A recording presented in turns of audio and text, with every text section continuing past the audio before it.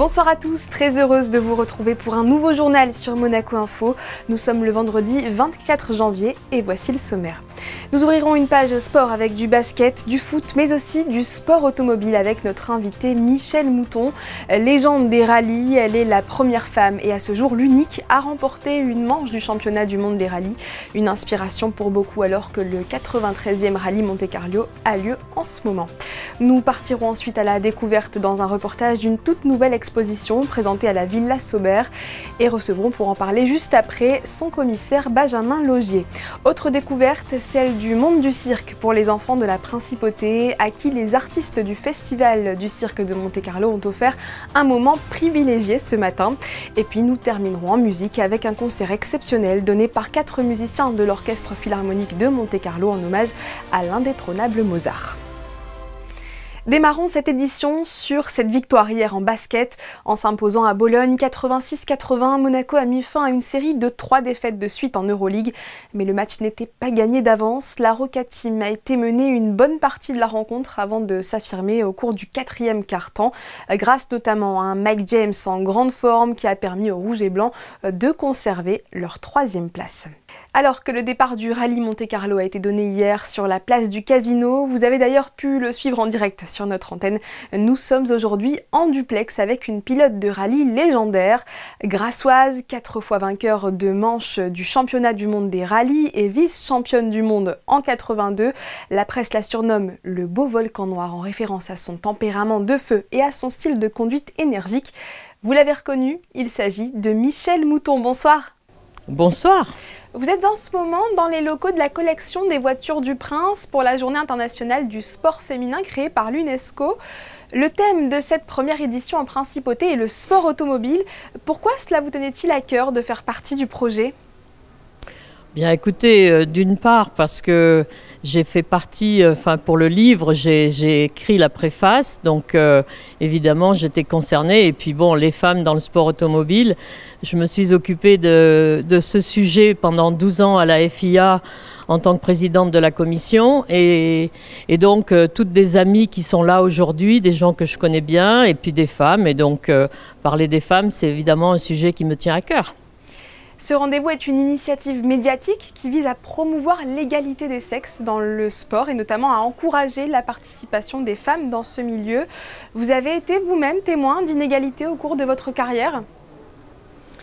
Écoutez, c'est un sujet qui n'était pas d'actualité parce qu'à mon époque, les femmes étaient très libres et on n'avait aucun problème pour conduire des voitures.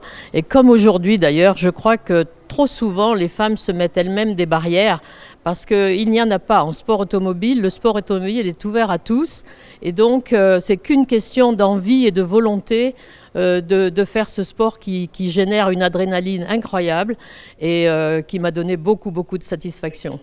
C'est le message que vous souhaitez faire passer. Je rappelle que vous vous adressez à des jeunes issus des universités de la Principauté, principalement aujourd'hui. C'est ça ? Ne vous mettez pas de barrière ? Je pense que trop souvent, on se crée soi-même les barrières parce que c'est peut-être un moyen de se défendre, de dire que c'est pas facile, mais en fait, le sport automobile, ce n'est pas facile et donc il faut se donner complètement et savoir pour repousser ses limites tout le temps. Mais c'est un super sport fantastique que j'ai adoré et vraiment, j'encourage toutes les femmes à faire ce sport parce que c'est fabuleux, quoi. Et félicitations, vous êtes toujours la seule femme à avoir remporté une épreuve du championnat du monde des rallyes et en 2010, la première présidente de la commission de la FIA ayant pour but de promouvoir les femmes dans le sport automobile. Vous réalisez que vous êtes un exemple pour beaucoup ? Par la force des choses, je réalise évidemment, mais bon, il y a quand même beaucoup de femmes qui ont fait du sport automobile à un haut niveau. J'ai ici Cathy Muller qui est avec moi, qui en circuit était fantastique. Il y a eu des pilotes de rallye fantastiques à mon époque aussi. Et donc, il y a eu après aussi l'Australienne Molly Taylor en rallye. Donc, il y a eu beaucoup de femmes, Pat Moss à l'époque, enfin beaucoup de femmes. Moi, j'ai été la seule à gagner des épreuves du championnat du monde, mais des femmes qui ont fait du sport automobile, il y en a toujours eu. Et c'est ça aussi le message pour moi qui est important aujourd'hui, c'est de dire que c'est depuis très longtemps que les femmes participent. la participation est faible, mais cela ne veut pas dire que parce qu'elle est faible, elle ne peut pas être optimale et réussir. Donc c'est cet encouragement que j'espère pouvoir transmettre aussi. Et avec le public, vous allez évoquer un livre que vous avez mentionné qui célèbre un siècle de femmes pilotes de la F1 au rallye et qui ont couru à Monaco. Pouvez-vous nous parler de cet ouvrage dont vous avez signé la préface ? Écoutez, simplement, le sujet est très vaste, mais c'est un sujet très intéressant. Et comme je vous disais, la participation des femmes en sport automobile, ça a toujours été un intérêt parce qu'en définitive, conduire une voiture, ce n'est pas une question de sexe. Pour aller vite en voiture, il n'y a qu'une trajectoire, que ce soit en rallye ou en circuit, et ce n'est pas une question de genre. Donc, c'est important que les femmes sachent que tout est ouvert pour elles, tout est prêt. Et je pense que le jour où en ce moment, il y a Sarah et Julie qui attaquent une saison complète en championnat WRC2. Et franchement, je les encourage complètement parce qu'elles vont avoir la possibilité de s'exprimer tout au long de la saison et non pas une course par-ci, par-là. Et ça, c'est fantastique et c'est comme ça qu'elles vont progresser, avancer et j'espère qu'elles vont nous faire un beau résultat. Et donc un mot sur la dernière édition du rallye. Et tout se passe pour le mieux et j'ai vu que Sarah était bon, elles vont tranquillement et progressivement et c'est le but pour elles. Et je suis évidemment tout ce qui se passe sur le rallye, bien sûr. Merci Michel Mouton d'avoir été avec nous. Je rappelle que les résultats quotidiens du rallye sont à retrouver dans l'émission Les Experts chaque soir sur Monaco Info. Ce vendredi, c'est à 21 h. Merci. Pour clôturer cette page sport du foot avec la conférence de presse d'avant-match organisée en prévision de la rencontre de demain entre l'AS Monaco et le Stade Rennais en Ligue 1. Alors que les hommes d'Adi Hutter sont donnés favoris, je vous propose d'écouter le coach. We won this game, important win against Aston Villa. I think that gives us lots of confidence back, but it was a Champions League. But not only with one victory everything is fine. No, we know that we are in a shape. We have to invest much more, and also I expect from a team that they bring the same performance on the pitch against Stade Rennes. Stade Rennes is an experienced team, also had an experienced coach, and we have to come back also in the championship on the right path. And we work hard for this, and I want to see the same attitude of the players. What we showed against Aston Villa, we have to work in both directions. We did it, and this is the way we come out of our situation. Et le coup d'envoi de la confrontation sera donné au Stade Louis de demain, samedi à 17 h. Ce 24 janvier marque le début d'une nouvelle exposition à ne pas manquer à Monaco. Son nom, Agora. Elle est présentée à la Villa Saubert jusqu'au 4 mai prochain. Marie Bonnet-Blanc et Jean-Alexandre Dordet nous en donnent un aperçu dans ce reportage. Collectionner, étudier, produire, conserver et transmettre. Ici, toutes les missions du musée font l'objet de réflexions. Pour cette 3e édition, les labs vont à la recherche de nouveaux publics. Ça peut être des scolaires, on a un partenariat extrêmement resserré avec l'éducation nationale, des associations, évidemment le public général pour lequel on organise des visites guidées traditionnelles. Mais ce qui avait été initié par mon prédécesseur, ce que nous voulons perpétuer et ce dont nous voulons parler dans cette exposition, c'est tous les programmes singuliers, sur mesure, que nous mettons en place, notamment les apprentis collectionneurs, comment on achète avec les enfants, les élèves de terminale et de première de la Principauté, comment on organise des résidences d'artistes en milieu scolaire, mais pas seulement, la création numérique, tous ces programmes dont bénéficie aujourd'hui presque une génération de résidents à Monaco et de monégasques, puisque ça fait 15 ans que le musée existe dans cette nouvelle formule, et bien de faire un peu le bilan de tous ces programmes pédagogiques qu'on a pu mettre en place, qui sont ingénieux, qui sont singuliers et qui sont sur mesure. Rita Ferreira est portugaise et elle a été choisie par une étudiante dans le cadre d'un de ses programmes pédagogiques, et pour cette artiste, c'est une véritable chance. When I received the notice, the news that the apprentices of collectors would love my work and to be acquired, to be in the collection of the Museum of Monaco, I was super happy to have this new, and because it's such a big project, large scale, so it always kind of difficult to think in the private collection. So, and to be the honor to be represented in this museum, it was kind of super happy to me, and this is how I I really wanted to come here and to see how it was installed here and to see again the work after this year. So I was super happy. Une nouvelle exposition dédiée à Marie-Claude Beau qui aura pendant ses 50 années de carrière jamais cessé d'essayer de parler à de nouveaux publics. Et nous recevons pour parler plus en détail de cette exposition son commissaire. Bonsoir Benjamin Logier. Bonsoir. Qu'avez-vous souhaité donner à voir à travers cette exposition ? Alors Agora à la place du musée était effectivement une exposition dans laquelle le musée est heureux de présenter ses programmes pédagogiques qu'il peut mener grâce à ses nombreux partenaires qui sont déployés depuis plusieurs années.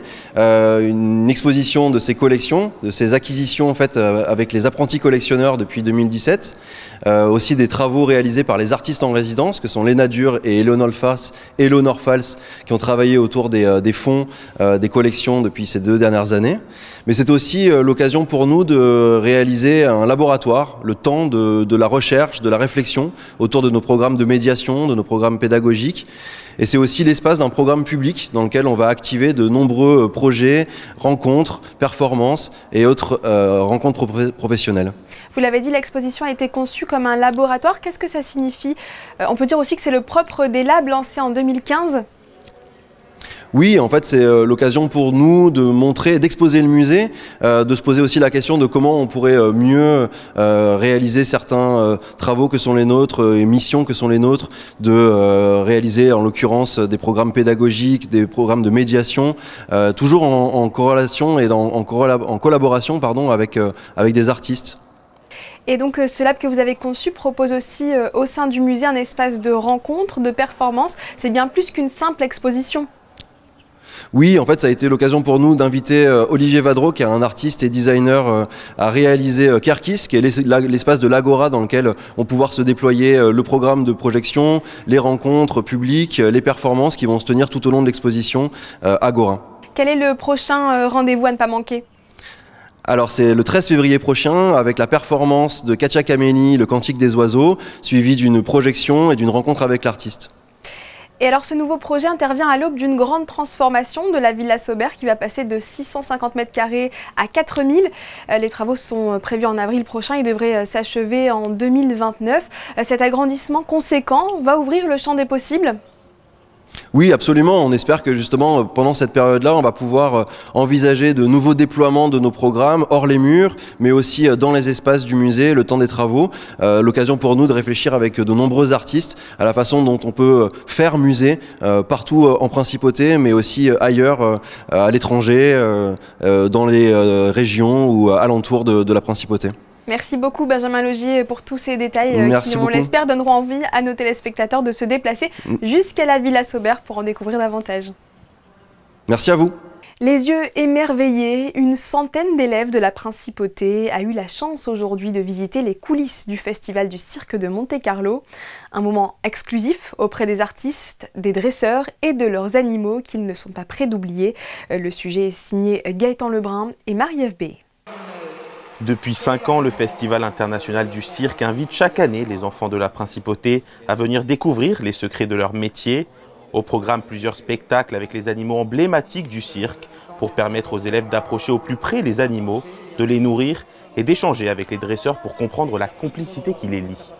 Ils apprennent quand même que c'est un métier très sérieux et que soigner des animaux, c'est un peu comme à la maison avec un chien ou un chat, ça demande beaucoup de l'attention. Les gens du cirque, ils travaillent beaucoup, ils travaillent très dur, surtout les gens avec les animaux. Ils n'ont pas de vacances, ils n'ont pas de week-end, ils sont 24/24 avec leurs animaux et c'est toute une histoire de compétence et de complicité entre l'homme et l'animal et c'est ça qu'on veut montrer ici avec les répétitions, mais surtout aussi avec la ménagerie où on voit bien comment ils sont soignés les animaux, comment ils sont traités. On dit souvent que le chien est le meilleur ami de l'homme, mais celui des enfants aussi. Malgré la présence d'animaux impressionnants qui sortent de l'ordinaire, c'est le spectacle canin qui a laissé le meilleur souvenir aux élèves. Le spectacle qui m'a plus marqué ce matin, c'est celui des chiens. Quand ils ont fait le salto arrière.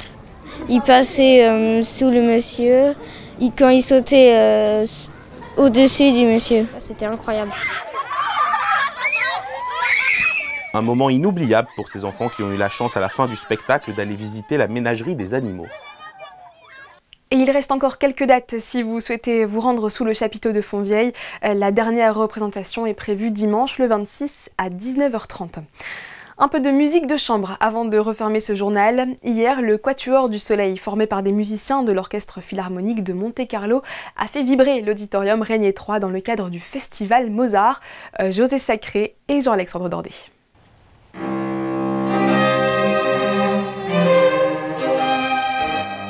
Outre une collaboration avec l'Opéra de Monte-Carlo pour 2 opéras, l'Orchestre Philharmonique de Monte-Carlo propose jusqu'au 2 février la 4e édition du festival Mozart à Monaco avec au programme 7 concerts.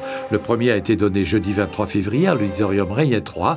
C'était un happy hour musical avec le Quatuor du Soleil, formé de Nicolas Delclos, violon, Il Young-che, violon, Charles Locchi, alto et Caroline Rouland, violoncelle. C'est un quatuor qui en réalité a vu le jour il y a 2 ans lors d'un petit festival dans les Cévennes, et il y a eu comment est-ce qu'on pourrait dire, un lien de convivialité qui est resté, et là l'occasion a fait le larron pour ce concert et nous nous retrouvons avec grand plaisir. Et je dirais que peut-être une particularité de ce quatuor, c'est que les 2 violonistes permutent pour la partie de premier et de second, et donc là aussi ça donne une collégialité supplémentaire.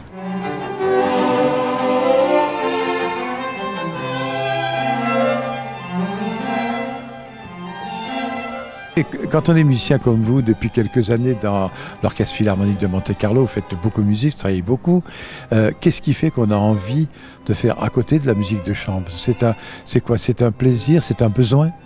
Oui, c'est vrai que la musique de chambre, c'est une possibilité pour les musiciens d'orchestre de s'exprimer sans avoir forcément une baguette en face de soi.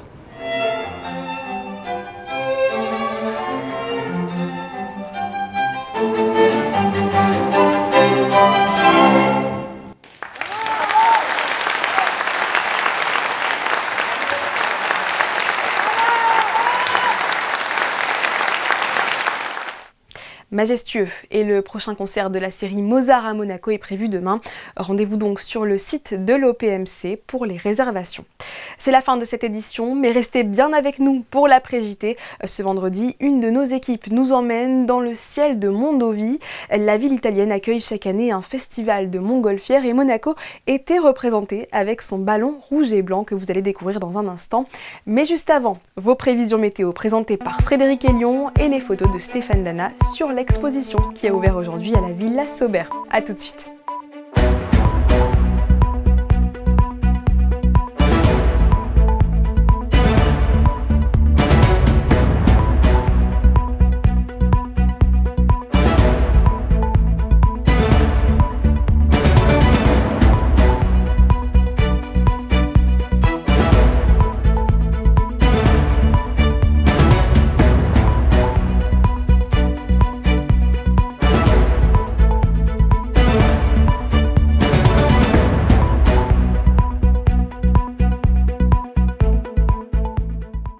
Retrouvez la météo avec Suisse Courtage, le spécialiste de l'assurance à Monaco depuis plus de 35 ans. Notre expertise à votre service.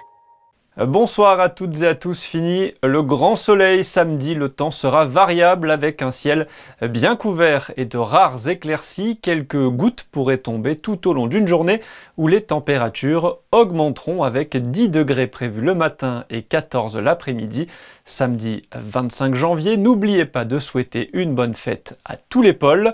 Et depuis 2023, en France, le 25 janvier est aussi la journée nationale de lutte contre le sexisme.